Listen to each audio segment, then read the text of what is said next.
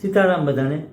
હું Mukund પાનખણિયા rhythm of પોઝિટિવિટીમાં આપ બધાનું હાર્દિક સ્વાગત કરું છું.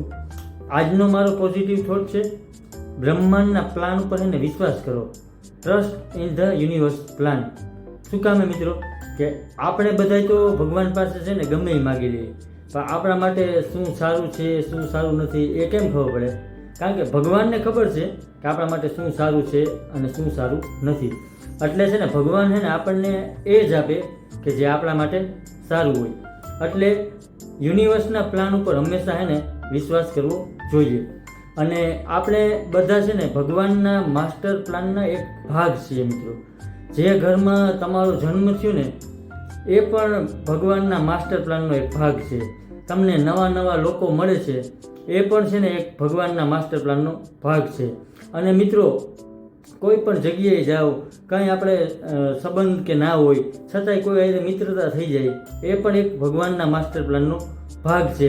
અને તમે ક્યારેક એવું ઘણું મહેનત કરી હોય છતાંય તમારું કામ ના થતું હોય, તમને રસ્તો ના મળતો હોય, તો એ પણ એક ભગવાનના માસ્ટર પ્લાનનો ભાગ છે. અને અમુક તમારા સારા કામ હોય ને કરેલા, એ અમુક લેવલે પહોંચે ને પછી એને તમારા કામ થવા માંડે. એટલે જ્યાં સુધી છે ને ભગવાનની કૃપા ના થાય ને ત્યાં સુધી આપણા કામ થતા નથી. અને મતલબ એનો એવો થાય કે ભગવાન પણ એવું ઈચ્છે છે કે તમે એટલા સારા બનો ને તો એટલી જરૂર છે આપણે, બાકી બધું તે કરી દેશે. કોઈનું સારું વિચારવું, બાકી તમારા કામ ઓટોમેટિક થશે. આપણે ગમે એટલા મનથી કે દિલથી મહેનત કરી હોય ને તોય પણ આપણું કામ ઘણીવાર નથી થતું. તો બધું મિત્રો આપણા હાથમાં નથી. જેટલું બને એટલું કોઈનું સારું કરવું, કોઈને થાય એટલી મદદ કરવી, કોઈને હિંમત આપવી.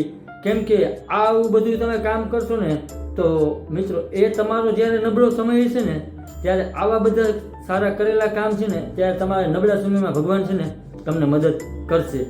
મિત્રો એક એક્ઝામ્પલ આપું ને એના પરથી તમને આઈડિયા આવી જશે કે યુનિવર્સના પ્લાન ઉપર વિશ્વાસ કરવો જોઈએ. મિત્રો શ્રીરામ ભગવાન મર્યાદા પુરુષોત્તમ કહેવાય છે. તે પણ છે ને નસીબ ઉપર બિલીવ કરે છે. કારણ કે જ્યારે એને રાજપાટ મળવાનું હતું ને એની જગ્યાએ એને વનવાસ મળ્યો, ત્યારે લક્ષ્મણજી છે ને એને એમ કહે છે કે આપણે ધર્મની દ્રષ્ટિએ છે ને પિતાજીનો વિરોધ કરવો જોઈએ, તે ખોટું કરે છે. પણ ત્યારે શ્રી રામ ભગવાન લક્ષ્મણજીને સમજાવે છે, નહીં, હું માતા કૌશલ્યા અને માતા કૈકેયીમાં મેં ક્યારેય ભેદભાવ નથી રાખ્યો, બંનેને હું સરખા જ ગણું છું. છતાં માતા કૈકેયીને મારા વિશે આવો વિચાર આવ્યો કે મને વનવાસ થાય તો નિયતિ છે ને મારી પાસે કંઈક કરાવવા માગે છે. તો જ્યાં સુધી હું એ રસ્તા ઉપર નહીં ચાલું ને ત્યાં સુધી મને કેમ ખબર પડશે કે નીતિ મને શું કરવા માગે છે?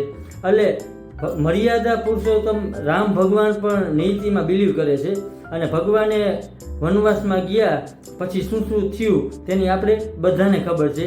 રાજા રાવણનો તેને વધ કર્યો, એટલે કે બુરાઈ ઉપર અચ્છાઈની જીત થઈ. એટલા માટે મિત્રો ભગવાન પણ યુનિવર્સના પ્લાન ઉપર માને છે.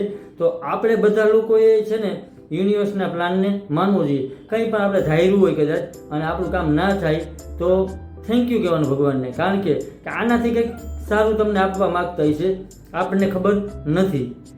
થેન્ક યુ મિત્રો મને જોવા અને સાંભળવા બદલ. નેક્સ્ટ વિડીયોમાં હું બીજો સારો એવો ટોપિક લઈને આવું છું. અને મારા ઇન્સ્ટા અને એફબીના આઈડીને લાઈક શેર કરજો. અને મારી યુટ્યુબ ચેનલ છે તેને લાઈક શેર અને સબસ્ક્રાઈબ કરજો, જેથી કરીને આપણે છે ને 2025ના વર્ષમાં વધુમાં વધુ પોઝિટિવિટી સ્પ્રેડ કરી શકીએ. Thank you all of you.